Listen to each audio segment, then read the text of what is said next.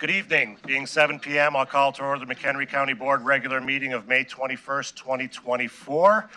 And Ms. Meshes will lead us in the pledge tonight. Allegiance to the flag of the United States of America and to the republic for which it stands, one nation, under God, indivisible, with liberty and justice for all. For our invocation this evening, we have Reverend Mary Patrice Went from Unity Spiritual Center of Woodstock. Good evening. Let's just take a moment to take a deep breath and move from our head space into our heart space, and just gently close your eyes if you would. And while you're in this sacred space, quietly call the name of God as you know it. Know Him. We welcome the presence and power of this being into this room, into our minds, our thoughts, and our hearts. We give thanks for another day to serve one another, our families, our communities, and the divine being that's sustaining our very existence right now. We celebrate this presence in all that is around us. The spring flowers, the green leaves, blue skies, the wild animals, our family, our furry families, our friends, and those we briefly share moments with every day. All of this is a gift to be honored and protected through our dedication to recognizing the divine source in everything and everyone. Let this be our work. Let this be our cause, in the name and through the power of Jesus the Christ. And so it is. Amen.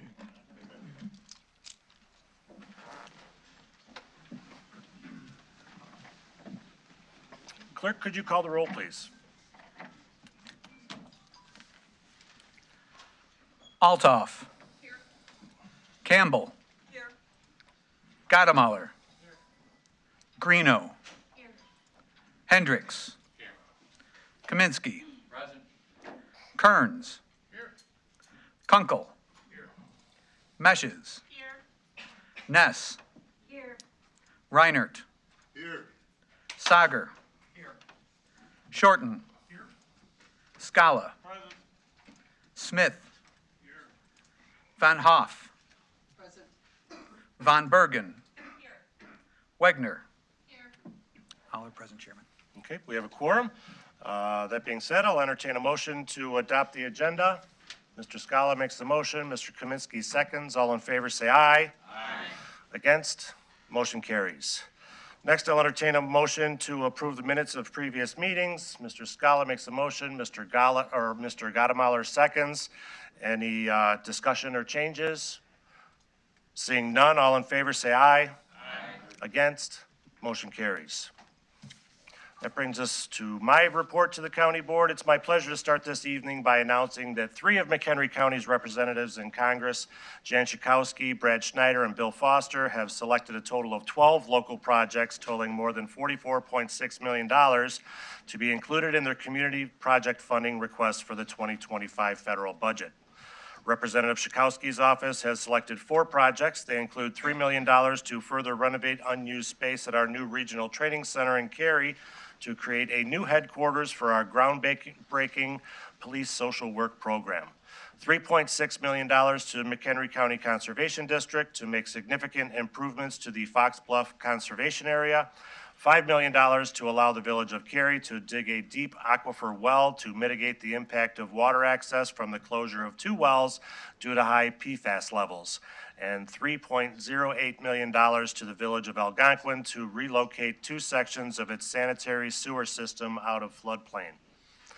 4 projects were also selected by Representative Foster's office. They include $4 million to the city of Woodstock to help fund the Route 47 widening project, $6.7 million to the Northern Moraine Wastewater Reclamation District to continue their sanitary sewer expansion project, and $4 million to the city of Crystal Lake to replace more than 2,000 residential lead service lines.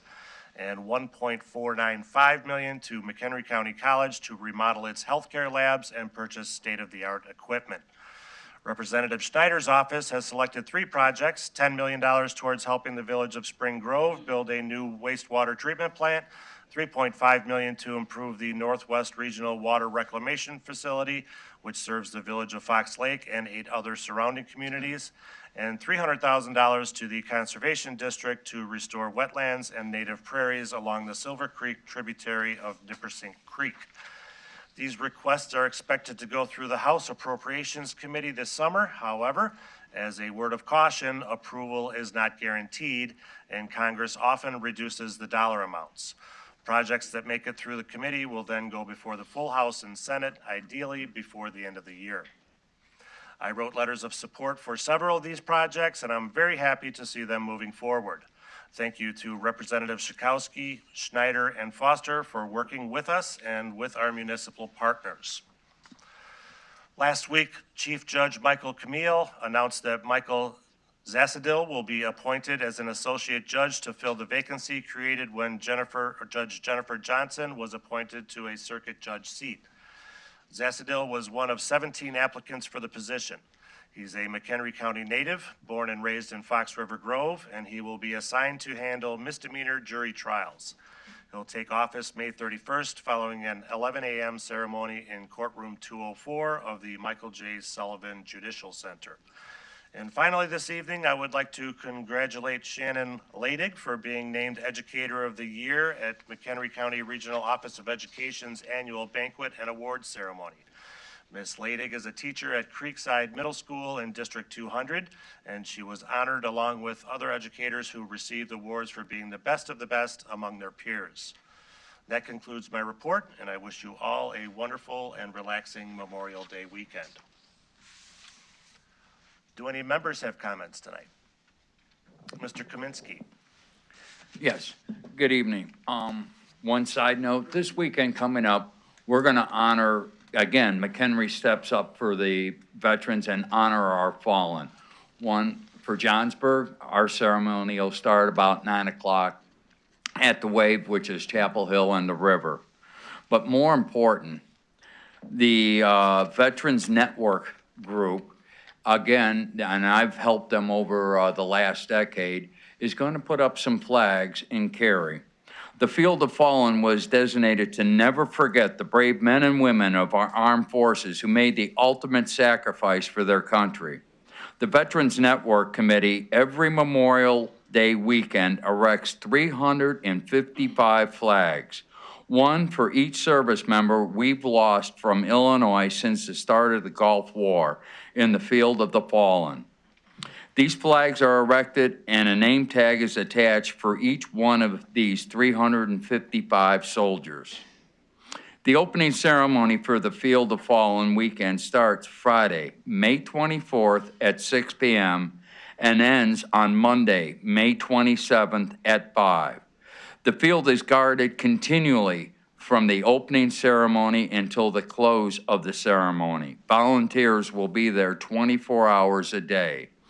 I have stood guard, and it's not uncommon to see family members come, find their loved ones that have gone because of the dog tag, because a lot of them, their family members are buried in Arlington, and so this is helping them help bridge that gap, and they have some sense of healing. Part of the ceremony includes the ringing of a bell and the reading of the 355 soldiers' names, rank, age, branch of service, city where they lived, and the date of death every hour until all the names are read. And for the first time, and because of this is such a huge issue, we're going to designate an area for suicide awareness. We're going to try to get representatives from organizations to make themselves available to talk to the people and distribute pamphlets to let everyone know that there are people out there who care and want to help. And yes, our own mental health board has been agreeable to this and is getting with them, as well as the Path to Hope and the VAC. The location of this field is at the intersection of Three Oaks Road and Georgetown between the Cary Water Tower and the Aldi store. Thank you. Dr. Sager? Yes, thank you, Chairman. I wanted to bring to the attention of the county board some of the activities that have been taking place over the last few weeks relative to an effort by some legislatures in Springfield to move forward a bill entitled HB 5823, or also known as the Metropolitan Mobility Authority Act. And that entails the reorganization of governance for the transit system within the state of Illinois. Additionally, two other associated bills included HB 5826 and HB 5829, which went into a significant amount of detail relative to some of the efforts that the state is going through with regards to reducing carbon emissions, as well as funding of the transit system. And so those bills were out there. They were filed indeed, but at this particular point, even though there was a lot of kind of scurrying behind the scenes and a lot of extra effort on behalf of many to bring the issue to a fore, they have not been forwarded, and they will not be forwarded to a committee prior to the end of this session. And there is no indication that anything will be picked up in the veto session in the fall, that these bills were written and were inscribed with the idea of bringing the efforts to the fore so that everyone was aware of the fact that we were trying to work collaboratively within the state of Illinois to bring two things together. The first is to approach that fiscal cliff in 2025 that everybody has heard much about. That means we have about a $730 million shortfall with regards to the transit system in the state of Illinois as of 2025 after the federal ARP funds. And the other aspect of that is to address the considerations or concerns that the legislature has with regards to the governance structure. After all, the state is strongly committed to the fact that if they are going to work at deriving $1.5 billion additional dollars on an annual basis, that they need to know how they're going to do that, and they want to have good, solid discussions about that, including the governance structure.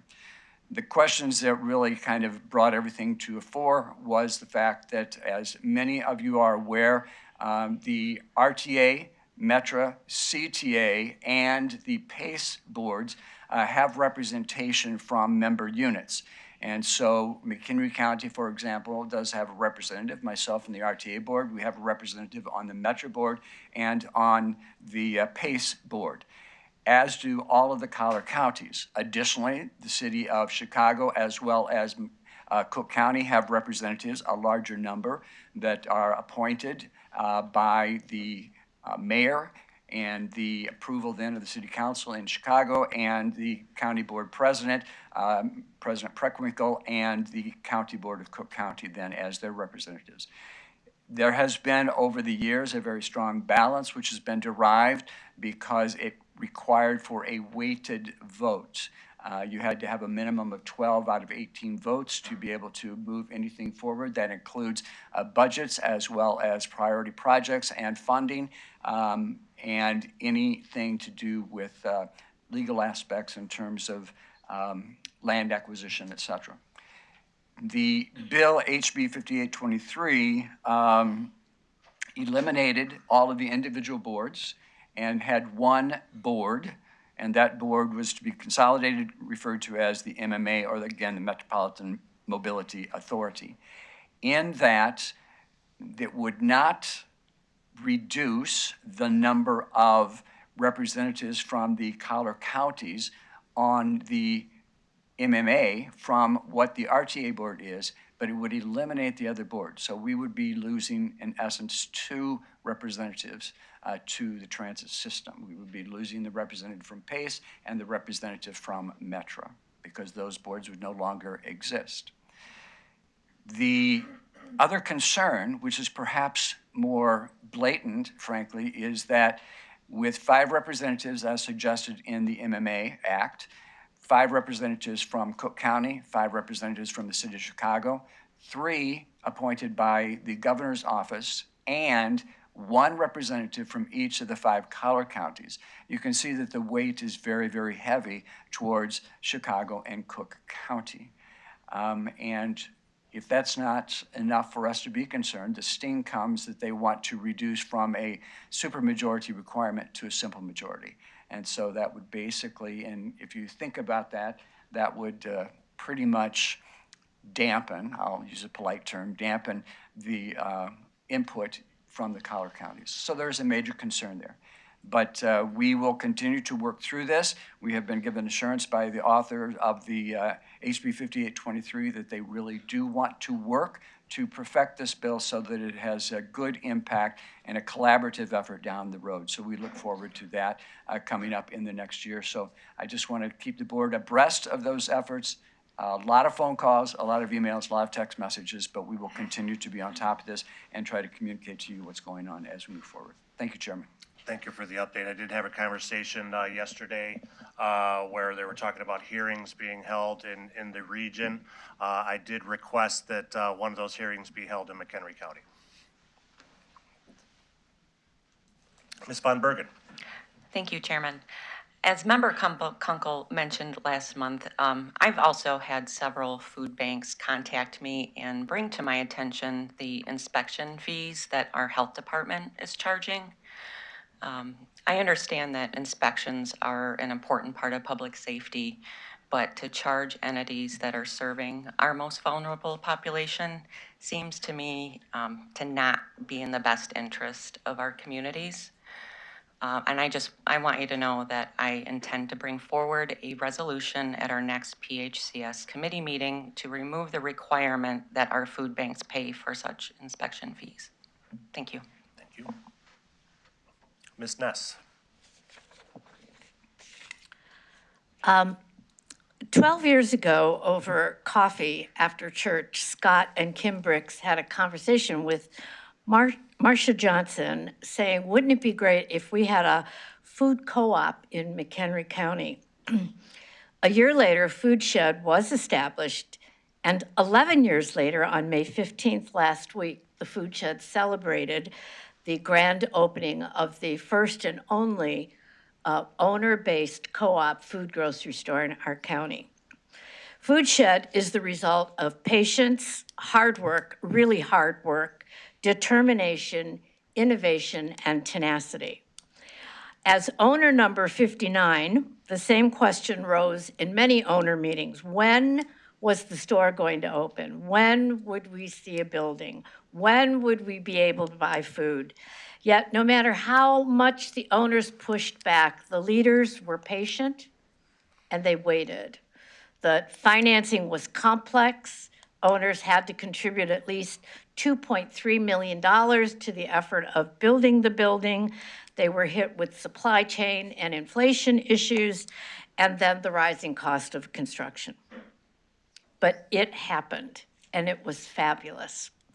It's rare to be a part of the train that constantly moves forward, overcoming barriers, staying the course, and making something amazing happen. And I was really glad to be a part of that. Food Shed is owned by your neighbors in this community. We are the corporate board. The corporate offices are located at Route 14. It is a local corporation. Currently, there are 781 locally sourced products on the shelf. Food Shed is targeting 1,500, and by that we mean locally sourced is within 150 miles of the store, and hyperlocal is within 30 miles of the store. And it's great to see local producers and vendors selling their goods and their produce on those shelves. They hired a significant number of staff who live in this county, and they provided every employee with substantial benefits, including health, retirement, and paid family leave. We have a new grocery store, and it's so cool. And I'm so glad that the county was able to contribute money to that effort by their grab and go section in the store, which is dedicated to and acknowledges the county board for the funding to that effort. So at the end of the day, everybody's got to eat. So stop by, spend your money in the store, and just celebrate the efforts of a group of amazingly dedicated people. I do want to add one thing to Member Kaminsky's comments. I want to remind people, last year, the last World War II vet died in the American Legion Post 412. And as I was thinking about that, and that Memorial Day is coming up, and that we often see less and less of the public and public servants at these public events in our municipalities, I thought about the men and women who left these shores and went to war, who stepped up, who put their lives on the line every day in service to our Constitution, who swore an oath to do their duty and do the right thing to the end of the line. Our veterans are dying, our Vietnam veterans are aging.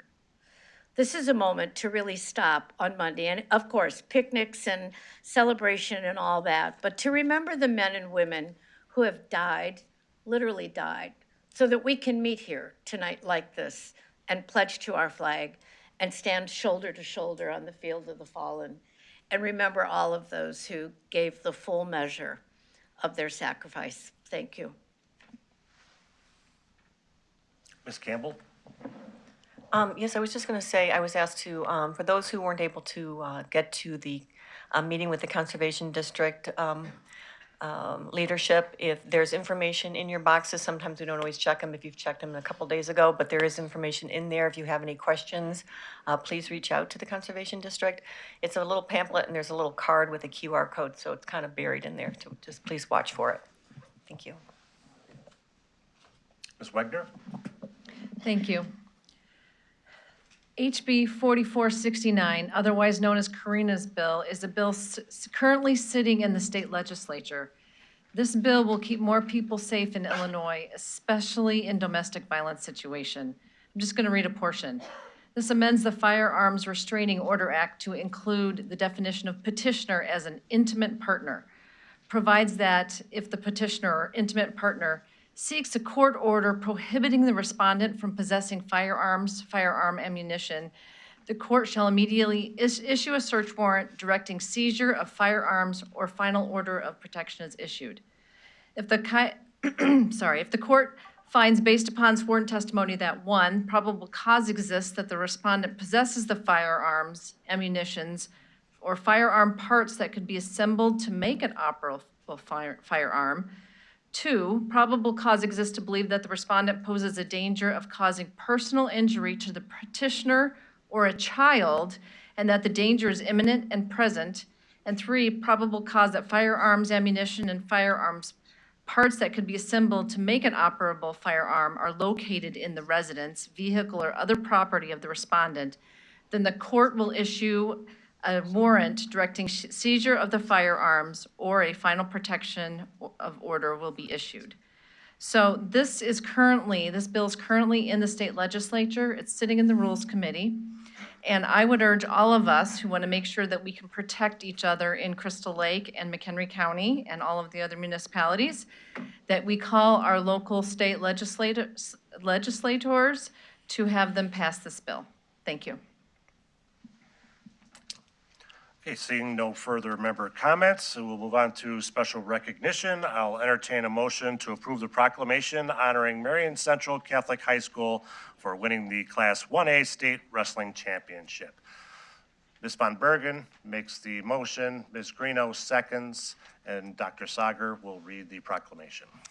Thank you, Chairman. It's a particular honor for me because Marian Central High School is, of course, in the city of Woodstock.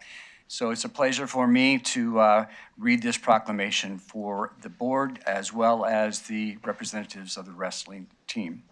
Proclamation honoring Marian Central Catholic High School for winning the Class 1A State Wrestling Championship. Whereas the Marian Central Catholic High School Hurricanes wrestling team won the Illinois High School Association Dual Team State Wrestling Championship in Bloomington on February 24th, 2024. And whereas the 34-27 win was the first ever dual team state title for the Hurricanes wrestling program. And whereas Marian Central defeated defending 1A state champion Coal City for the win, now therefore be it proclaimed by this County Board of McHenry County, Illinois, that the members of the board congratulate the Marian Central Catholic High School Hurricanes and coaches Jordan Blanton and Ryan Prairie for their victory. Be it further proclaimed that this proclamation be spread upon the records of the McHenry County Board, and that the county clerk is authorized to distribute certified copies of the county to the county administrator and Marian Central Catholic High School as a sign of our respect and esteem. Dated at Woodstock, Illinois, this 21st day of May 2024. All in favor, say aye. Aye. Against? Motion carries. Congratulations, boys.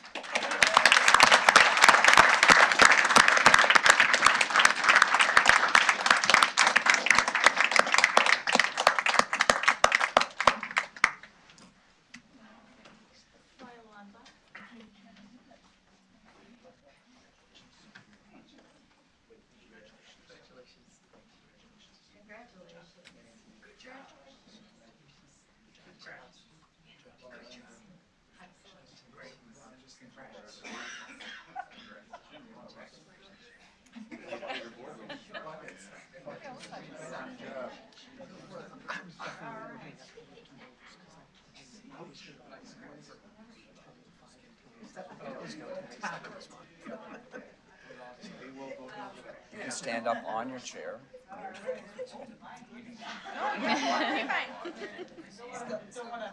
You're totally good.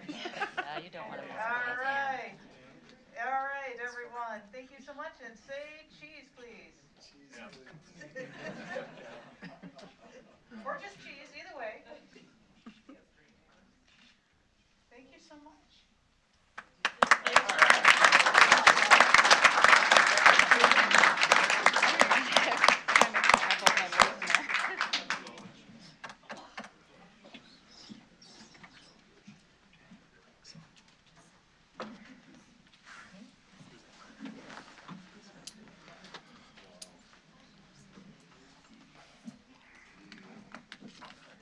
I don't think I was ever that young. I certainly can't remember it, that's for sure. This is a sad story.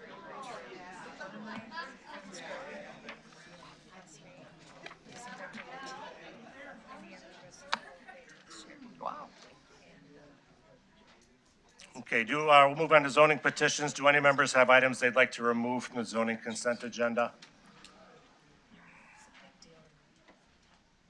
Was your light on already from before? Dr. Sager? Yes, I'm sorry. Mr. Reinert? Yes, 10B1. We're looking at the consent agenda right now? Oh, I'm sorry, I thought we were on zoning petitions. The consent agenda. Okay, we'll get to the regular agenda. Okay, thank you. Mr. Kearns? I just want to register, I don't want to pull them, 10A5, 10A6, register as a no vote due to the overreach of our state of Illinois. Okay, clerk has instructed me we need to pull those so that they can record that way. Okay. 10A5 and 6. 5 and 6, yes. Okay, that being said, I will entertain a motion to approve the zoning consent agenda, less items 10A5 and 10A6. Mr. Scala makes the motion, Ms. Wegner seconds.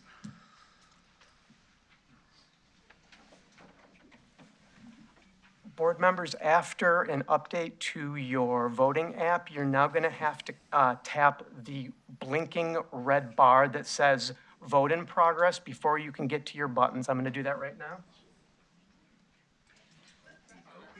So everyone click the blinking red bar, and then the process after that is the same. You just register your vote and then hit submit. Okay, so the voting is open. Have all voted who wish?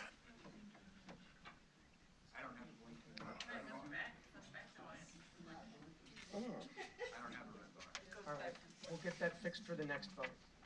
We'll do it verbally. Mr. Sager, how would you like to be shown? Yes.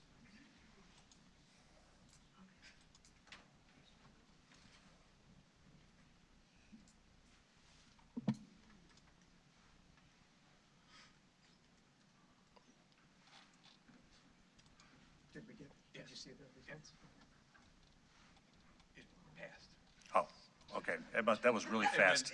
I must have blinked. Motion carries. I'd entertain a motion to approve item 10A5. Mr. Scala makes the motion. Sure. 10A5 and 10A6 for Mr. Scala. Ms. Meshes seconds. Any discussion? Seeing none. Clerk, could you open the voting, please?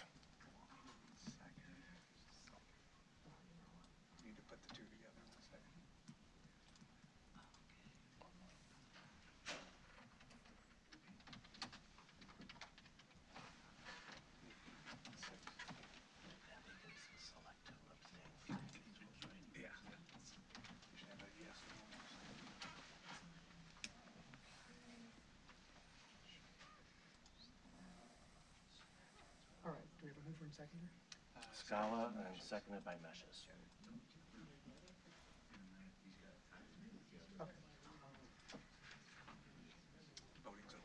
Voting is open. Have all voted who wish?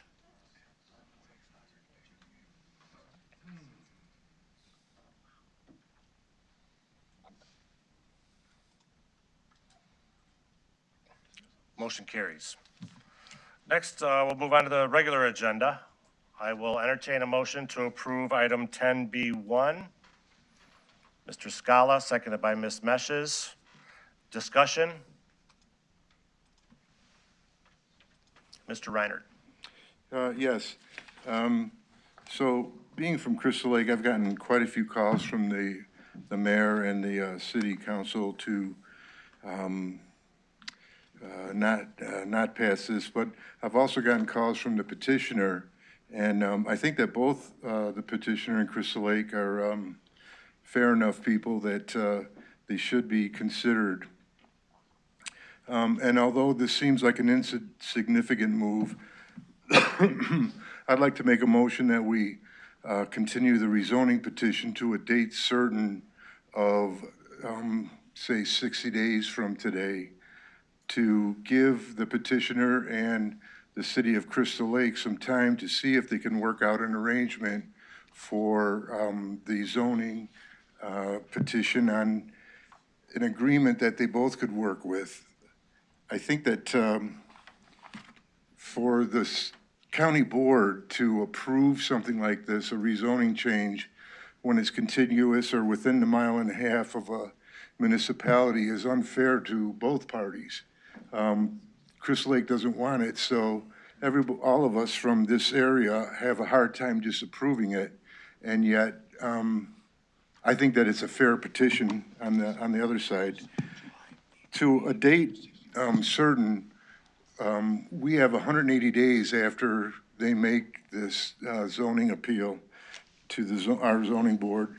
We're only on day 49. This wouldn't hurt their chance or the time frame. And I think this would at least help all parties and give us a fair shot at knowing that we gave them a fair shot, so we have a fair vote on this. Would you be open to changing that motion to the July voting meeting? I would. I would. Whatever day that is, to that date certain would be fine with me. Is there a second? I second.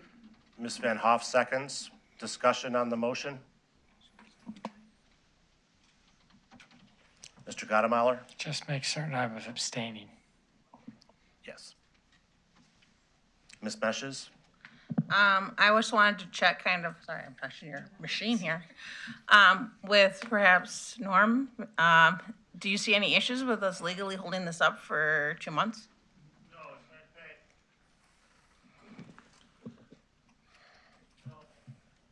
No, as a matter of fact, Adam and I talked about this earlier today. Mr. Reinert asked the question, could that be done? And yeah, the 180 days were still within the time frame, so there's no issue with doing that. Is it allowable to see what the petitioner thinks about this? Or we should just vote on our own thought on this? Not allowable? I would vote on No, okay. whether you think we should do it or not. It's up to us, okay. All right. Seeing no further comments, all in favor say aye. Aye. Against? Nay. Motion carries.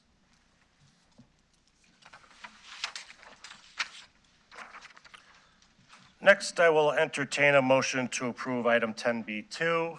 Mr. Scala makes the motion. Mr. Smith seconds. Discussion? Mr. Smith. Yeah, thank you. This one was a little confusing because the ZBA, it came in two parts, and the ZBA passed part of it and did not approve the other part, or recommend the other part, I should say. So we discussed this with the state's attorney's office, and it was revised. So it will fit the petitioner's needs better. They'll get their B3 zoning for a portion of this, and A2 with a variance for the other portions so that they can keep the house, get their insurance, et cetera, as Mr. Gottemoller had brought up before. So I will be voting in favor of it, and we would use a yes vote to vote in the affirmative, the way this was revised. Thank you. Mr. Gottemoller. No other comment other than, yes, I think this is the way to go. Okay, seeing no further comments, clerk, could you open the voting? Voting is open.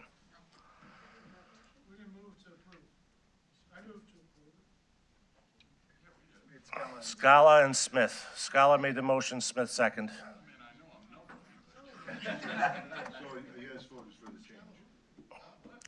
Correct, to allow it. Have all voted who wish?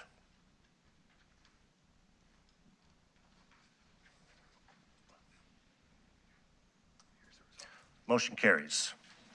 Next, we'll move on to public comment. Do we have a sign-in sheet? No public comment? All right.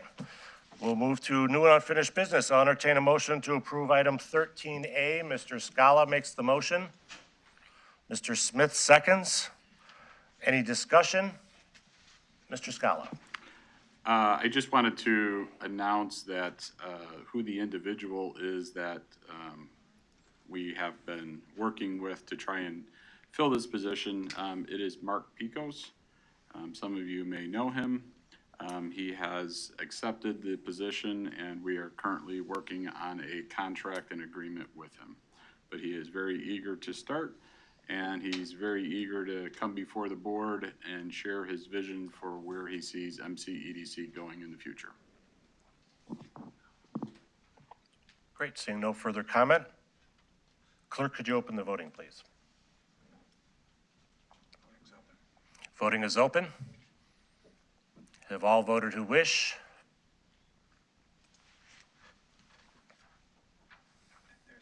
Motion carries. Next, I'll entertain a motion to approve the appointments to the McHenry County Conservation District and the Farm Assessment Review Committee as of May 21st, 2024. Mr. Gottemoller makes the motion. Ms. Von Bergen seconds. Any discussion? Seeing none, clerk, could you open the voting? Voting is open. Have all voted who wish?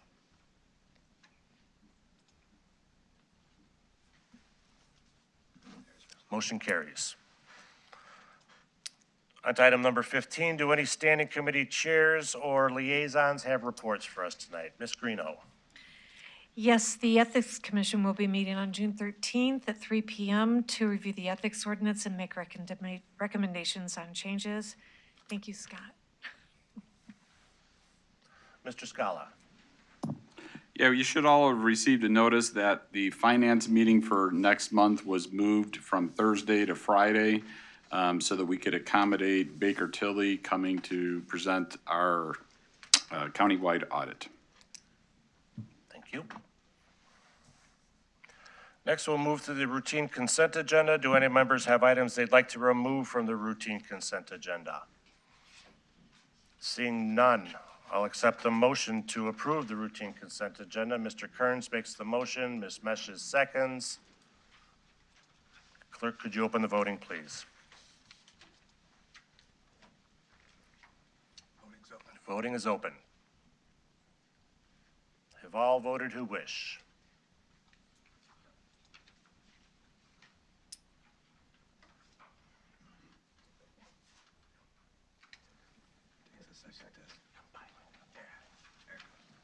Motion carries. No ordinances for review or action. Pete, you got a report for us tonight? We'll have a written report next month. Let's get out of here. All right, I will entertain a motion to adjourn. Mr. Scala makes the motion. Ms. Ness seconds. All in favor, say aye. Aye. Against? Have a great night. No dilly-dallying. Come on. Storms are coming.